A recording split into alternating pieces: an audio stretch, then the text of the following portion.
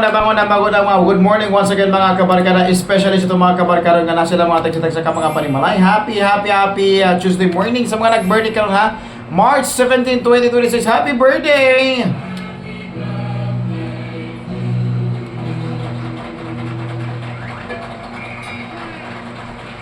Alright, this Tuesday morning mga kabarkada, natay pag-aisgutan no, sa tuwang Real Talk this morning. Let me remind you, each and everyone, nga sa kinabuhi mga kabarkada, you must understand clearly, no? You must understand clearly kung unsa jud ang kanang gitawag nato og priorities sa kinabuhi. Kada mga usahay mga kabarkada manggod nga ang ilahang mga priorities is kana ganing dili na angay pang i-priority kay less priority siya. So this morning kanang i-guide ta mo gamay kung unsa gyud inyong angay i-priority sa kinabuhi. Sahay manggod ang mga tao nagdahom sila nga ang ilang priority ingon ani, ingon ana. Pero kung imong hinuktokan pagkayo later on, naay mga butang nga masakripisyo sa ilang decision making because they believe nga ang ilang priority is ang technical jud nga angay i-priority. But behind the back to that particular priority, wala ka kabantay nga dili di siya priority. Kumaga less priority na di siya dapat. So this morning, tagaan ta mo gagmay lang ang mga guidelines kay lain-lain man tag priority. Lain-lain man tag pagsabot sa ato ang mga gipang agian nga karsada, gipang agian nga mga dalan. This morning, let me give you gamay lang nga kanang tips ba nga unsaon gyud paghatag og saktong priority sa mga butang nga angay i-priority. Again, I am not an expert for this, but this is just based on my experience and based on my kanang witness nako sa mga tao nga ilang gipangbuhat sa ilang kinabuhi and then the result. Na witness nako ilang nagkadaiya mga result. Part of which mga kabarkada this morning, ang angay nimong i-priority this morning number one jud, pinaka primero jud nimong i-priority is yourself.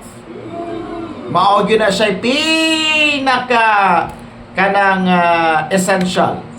You must need to put yourself priority above others.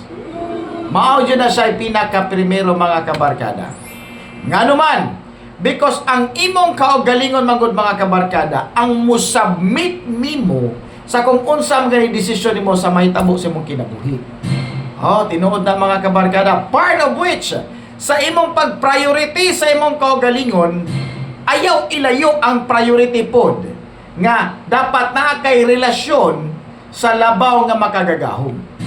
Mao nay pinaka-essential pod mga kabarkada. That instead of doing such things, ang mga butang nga nasa imong palibot, ang mga tao nga nasa imong palibot imong gi-prioritize, wrong. You must prioritize yourself first. And then your connection to the kanang above power mga kabarkada. Kanang magbubuhat nato naminaw ra jud na. Naminsa ra jud na permanente ug unsay dagan sa imong kinabuhi. So, nanakay connection niya kay gi-priority nimo imong kaugalingon.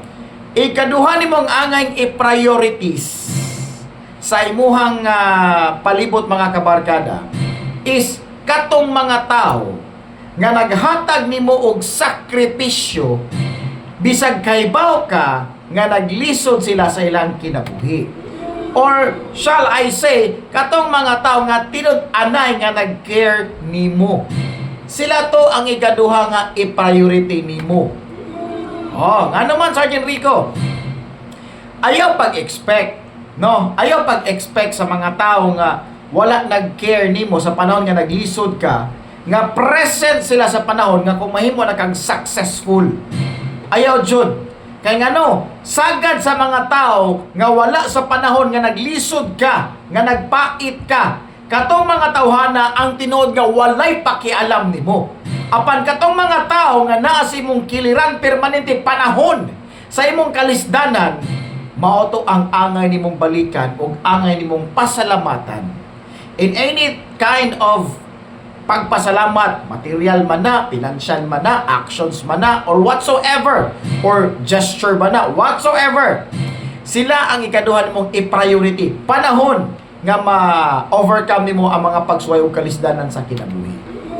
And number 3 mga kabarkada nga imong i-priority after mo ang mga tao nga nasa imong kinabuhi mga kabarkada nga imo ang i-priority nga nagtabang nimo panahon sa imong kalisdanan. And number 3 nga imong angay i-priority walay lain is your future. Kanaran tulo mga kabarkada. Number 1, i-prioritize ang imong kaugalingon o ang imong connection sa labaw nga makagagahom.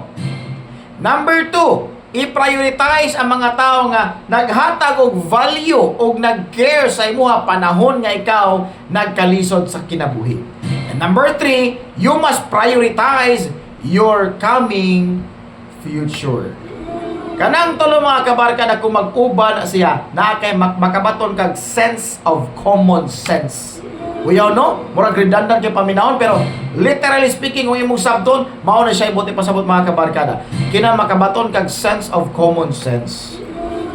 Kay again, hinumdumi pag-ayo mga kabarkada. Dili basta-basta ang atong hinuwaman nga kinabuhi. You must choose clearly kung kinsa ang imong pasudlon sa imong kinabuhi mga kabarkada nga makahatag kanimo og maayong panag-ingnan. Timan mga kabarkada, ang tao nga musod sa imong kinabuhi nga nagdaog dili maayong panag-ingnan sa umaabot nga panahon, makasugat kag mga butang nga dili nimo expected apan nakaguba sa imong temperamento o sa imong panginabuhi. Hinumdumi gid pag-ayo mga kabarkada. Nganong pabor man sa Sergeant Rico nga i-prioritize ang akong kaugalingon o ang akong relasyon sa labaw nga makagagahom? Of course, una sa tanan. Kay bao ba ka? Sa panahon sa pandemic, sa panahon sa bagyong Odette, nainomdom mo, diris karkar, o sa mga lugar nga naigo atong bagyong Odette, there is no one behind you, there is no one besides you, except sa imong pagluhod o pagpangaliya ngadto sa labaw nga makagagahom. Kinsa man ang niduol mo diha-diha dayon. Nga halos tanang taon nang inahangan man og tabang. Di ba? So umaabot nga panahon nga kung walang-wala na ka, there is no one besides you kundi ikaw ra sa imong kaugalingon. That's why you must prioritize yourself o ang imong relasyon sa labaw nga makagahom. So Jericho, nganong ang mga tao man nga nitabang nako sa unang panahon, nganong ako man silang i-prioritize sa akong kinabuhi? Uy, baga rapod kay kag naong no. O dili nimo sila hatagan og prioritize. Og priority kay baw kang ano. Gitabangan ka sa panahon nga ikaw naglisod unya malimot ka sa panahon nga dili na ka naglisod. Ayaw gid baya. Kay ngano, ang kalibutan nagtuyok-tuyok ra jud na pag-ayo. May mga tao nga hilas kayo after gitabangan sa mga sakripisyo sa ubang tao. Sila pa hinoon to ang kusog kay magyaga-yaga o magbugal-bugal sa tao nga nitabang nila long time ago. Kabantay mo, ana? Hain hinoon to mga tao nga nitabang niya genuinely, inigkahimong successful niya. Yano na ka siya mangyamid sa mga tao nga nitabang niya. Di gani siya kamao mo lingi og, uy, salamat kayo ha, uy, salamat kayo Col, salamat kayo tita, salamat kayo ante, salamat kayo kanang iyaan, uyuan. Dili jud. Mga ungrateful na sila nga mga tao. Apan kung imong mabantayan, kung kinsa tong tao nga nibalik after siyang gitabangan, unya nahimo siyang successful, unya gibalikan niya ang mga tao nga nitabang kaniya sa iyang kalisdanan, sila pa tong mga tao nga grabe kay kataas og success rate mga kabarkada sa panginabuhian.